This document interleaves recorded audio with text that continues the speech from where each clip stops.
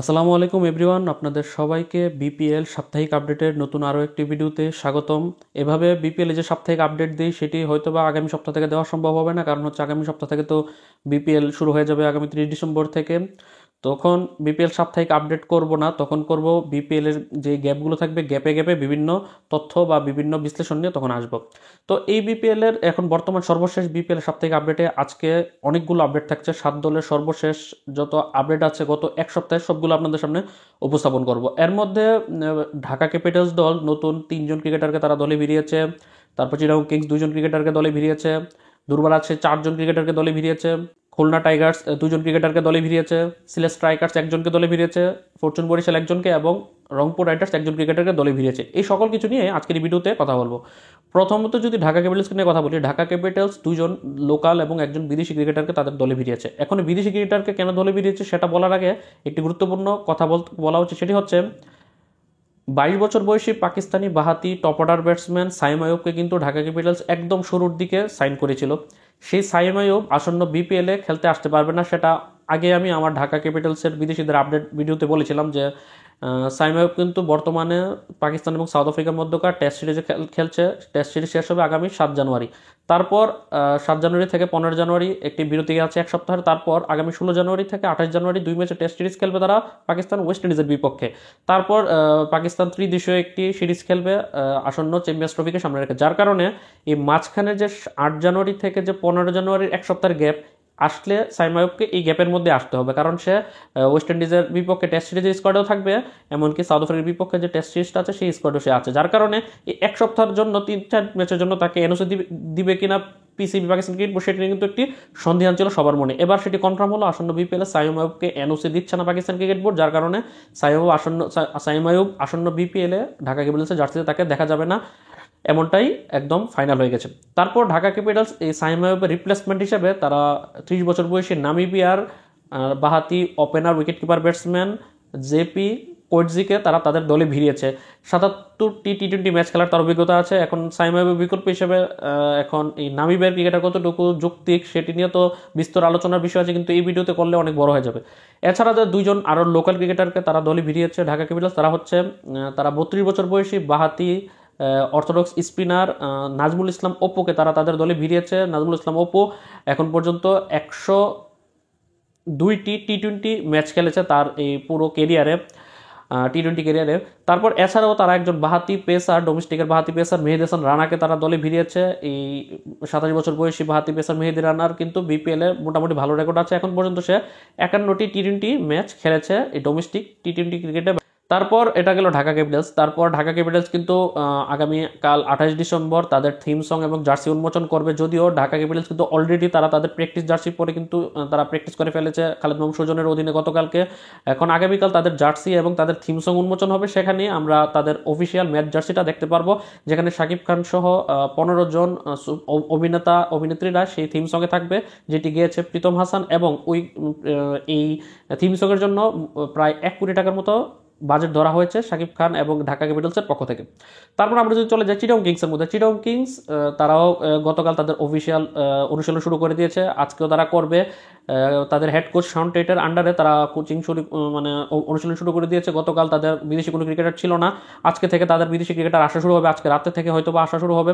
Chittagong Kings নতুন করে 2জন local ক্রিকেটারকে তারা দলে ভিড়িয়েছে। তারা হচ্ছে একজন হচ্ছে ডানাতি 28 বছর বয়সী ডোমেস্টিক ক্রিকেটের পেসার ইরফান হোসেন, যে রিসেন্টলি এনসিএল টি20 লিগে চিটাগং ডিভিশনে খেলেছে, 7 ম্যাচে সম্ভবত 7 উইকেট শিকার করেছিল।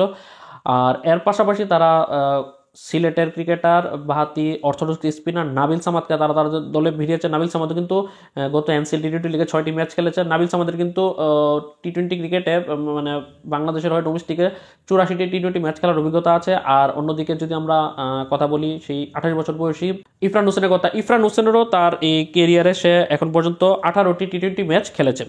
তারপর আমরা যদি চলে যাই দুর্বার সেই দলের মধ্যে, দুর্বার সেই দল তারা আসন্ন বিপিএল এর জন্য তাদের হেড কোচ হিসেবে পাকিস্তানি সাবেক ক্রিকেটার এবং কোচ ইজাজ আহমেদকে তাদের দলে ভিড়িয়েছে হেড কোচ হিসেবে 56 বছর বয়সী এই সাবেক ক্রিকেটারকে। এছাড়া তারা 4জন বিদেশি ক্রিকেটারকে দলে ভিড়িয়েছে। 4জন বিদেশি হচ্ছে, একজন হচ্ছে পাকিস্তানের জাতীয় দলের top order wicket keeper batsman 23 বছর বয়সী মোহাম্মদ হারিস। গত বিপিএল মোহাম্মদ হারিস এসেছিল চট্টগ্রাম চ্যালেঞ্জার্স হয়ে খেলতে, কিন্তু সে খেলতে পারেনি, দেশে ফিরে গেছে। এবার আসন্ন বিপিএলে সে খেলবে। এর আগে সিলেট স্ট্রাইকার্স হয়ে 23 বিপিএলে তার খেলার অভিজ্ঞতা আছে বিপিএলে।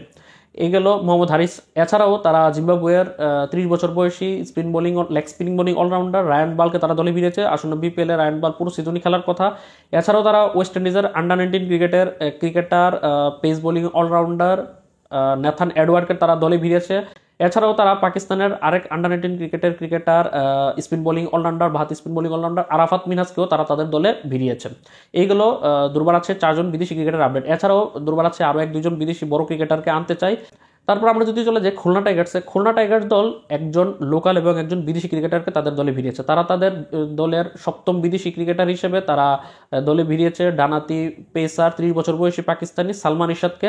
সালমান ইরশাদ আসন্ন বিপিএলে খুলনা টাইগার্সের জার্সিতে খেলবে। এর আগে আমি গত সপ্তাহের ভিডিওতে হয়তো বলেছিলাম। এছাড়া তারা খুলনা টাইগার্স লোকাল ক্রিকেটারদের মধ্যে গত বাংলাদেশের যে আন্ডার-19 যুব এশিয়া কাপটা হয়েছিল, যেখানে বাংলাদেশ চ্যাম্পিয়ন হয়েছিল ভারতকে হারিয়ে, সেই দলের ডানাতি ওপেনার ব্যাটসম্যান জাওয়াদ আবরারকে দলে ভিড়িয়েছে খুলনা টাইগার্স। জাওয়াদ আবরার এখন পর্যন্ত তার 3টি টি-20 ম্যাচ খেলার অভিজ্ঞতা রয়েছে। 3টি টি-20 ম্যাচ খেলেছে। গত এনসিএল টি-20 লিগে সে খেলেছে ঢাকা ডিভিশনের হয়ে, খুব ভালো করেছিল, সেখানে 141 স্ট্রাইক রেটে ব্যাট করেছে। এইগুলো খুলনা টাইগার্সের আপডেট। তারপর আমরা যদি চলে যাই সিলেট স্ট্রাইকার্স একজন ডানাতি পেস বোলার আল ফাহাদকে দলে ভিড়িয়েছে। আল ফাহাদও যুব এশিয়া কাপ দলের সদস্য ছিল। আল ফাহাদ গত এনসিএল টি-20 লিগে সিলেট ডিভিশনের হয়ে একটি টি-20 ম্যাচ খেলেছে।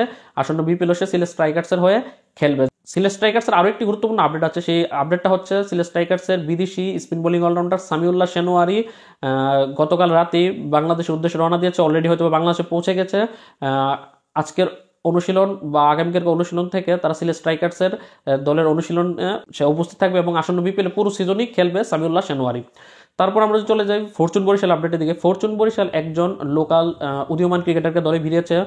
ফরচুন বরিশাল আমাদের যে যুব এশিয়া কাপ হয়েছিল, এশিয়া কাপে বাংলাদেশের হয়ে সেরা বোলার এবং যুব এশিয়া কাপের সবচেয়ে সেরা বোলার ডানাতি পেসার ইকবাল হোসেন ইমনকে তারা দলে ভিড়িয়েছে। ইকবাল হোসেন ইমন কিন্তু যুব এশিয়া কাপে 5 ম্যাচে 13 উইকেট নিয়ে কিন্তু টুর্নামেন্টের হাইয়েস্ট উইকেট টেকার ছিল এবং বাংলাদেশকে টুর্নামেন্টে ফাইনাল ম্যাচও ভালো বোলিং করে জিতিয়েছে। ইকবাল হোসেন ইমনের এখন পর্যন্ত তার 6টি টি-20 ম্যাচ খেলার অভিজ্ঞতা আছে। রিসেন্টলি এনসিএল টি-20 লিগে সে ঢাকা ডিভিশনের হয়ে খেলেছে এই 6টি টি-20 ম্যাচ। এছাড়া ফরচুন বরিশালের আরও গুরুত্বপূর্ণ কিছু আপডেট হচ্ছে ফরচুন বরিশালের বিদেশি ক্রিকেটারদের মধ্যে শাহিন আফ্রিদি, কাইল মায়ার্স, ফাহিম আশরাফ, জাহানদাদ খান, মোহাম্মদ আলী, মোহাম্মদ নাবির মতো ক্রিকেটাররা আজকের মধ্যেই সবাই বাংলাদেশে এসে পৌঁছাবে। এর মধ্যে অলরেডি মোহাম্মদ নাবি এসে পৌঁছেছে, বাকিরাও আজকের মধ্যে এসে পৌঁছাবে।